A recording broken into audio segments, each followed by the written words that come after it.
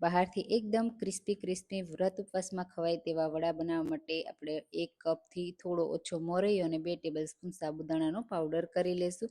હવે 2 નંગ કાચા બટેટાને આ રીતે પાણીમાં ખમણી લેશું. હવે ઘીમાં જીરું, તલ, લીલા મરચાં એડ કરીશું. 2 કપ પાણી એડ કરીશું. સારી રીતે મિક્સ કરી અને તૈયાર કરેલું બટેટાનું ખમણ એડ કરી મિક્સ કરી થોડી વાર માટે થવા દઈશું. શેકેલા જીરાનો પાવડર, મરી પાવડર, મીઠું અને લીંબુ એડ કરીશું. લીલા ધાણા અને તૈયાર કરેલો લોટ એડ કરીશું.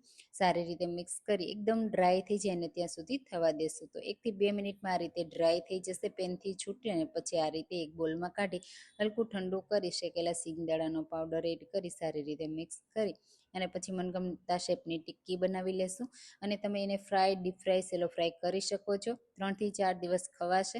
આ રીતે હું એને સેલો ફ્રાય કરું છું 2 ટેબલસ્પૂન તેલમાં. આ રીતે બધી ગોઠવી દેશું. એક સાઈડથી ક્રિસ્પી થઈ જાય અને પછી બીજી સાઈડથી થવા દેશું અને બંને સાઈડથી ક્રિસ્પી થઈ જાય પછી કાઢી અને સર્વ કરીશું. તો ટ્રાય કરજો.